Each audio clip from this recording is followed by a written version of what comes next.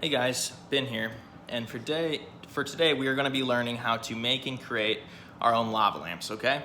Now, the purpose of this, I want you guys, when we're doing this, to really look and investigate what happens with the chemical reaction that occurs to the stuff we're using and what happens with the density of our liquids. Like, how do they move and how do they change, okay? Now, to start, I'm going to show you guys all the materials we're going to be using, okay? Now, we are going to be needing a mason jar, okay? Now, a bigger one would be better, okay? Bigger the better, but it needs to be clear so we can see what's going on. And I want you guys to fill it about a third of the way to a fourth of the way with water, okay? The second thing we're gonna be using is we're gonna be using food coloring dye, okay? This is gonna make our effect of our lava lamp even cooler.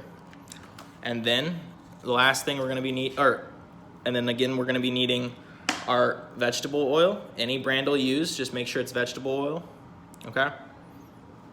And we're going to be using an Alka-Seltzer tablet, okay? Now, once we have our water all the way filled up and everything, then we're going to be adding our vegetable oil, okay? Now, I'm gonna try to hold that. We are going to be pouring about all the way up, maybe a couple inches from the top with vegetable oil, okay? So all the way up till about right there. Okay, now, this is the first thing we're gonna be looking at. We're gonna be looking at the density between the vegetable oil and the water. As you can see, the separation between the two, okay? We have our water and we have our oil. The oil sits on top of it because it has a different density than the water, okay? Now, the next thing we're gonna be doing, once we have we're gonna be adding on our food coloring that we're gonna want to be using, okay? I'm gonna be adding blue, red, and maybe a few drops of green. Not too many drops or it's gonna get cluttered, okay? So, 1, 2, 3.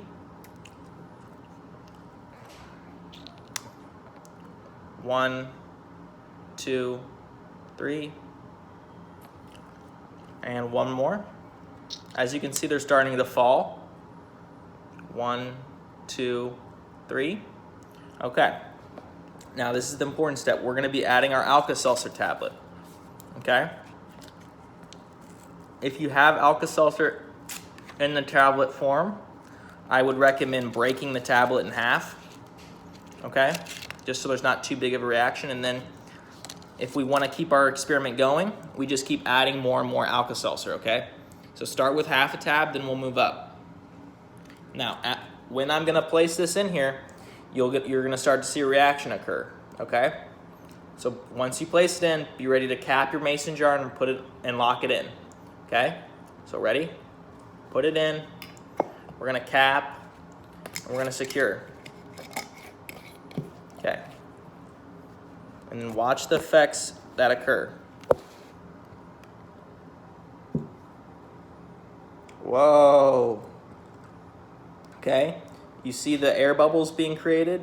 Okay, that's because our reaction is an acid-base reaction. Okay, and the combination of the Alka-Seltzer and the water creates the air bubbles, moving the food coloring up and down, creating the lava effect. Okay? Whoa. And then if we want to keep it going and do it a little bit more intense, we add more and more of our Alka-Seltzer tablet, okay? So when this starts to die down and it's not moving as much, we just keep putting more and more in, okay?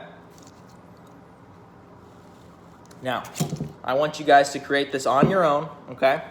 Show me what colors you use, show me how intense it can be, okay? And remember, I think a large bottle would work better. So if you have like a liter bottle of soda, okay, fill it about a third of the way, and then use vegetable oil, okay. And remember, why is the separation and why are the bubbles moving? Okay, think about the concepts of density we've been going over. Okay, now I want you guys to stay safe, and I'll see you guys soon. Okay, I'm excited.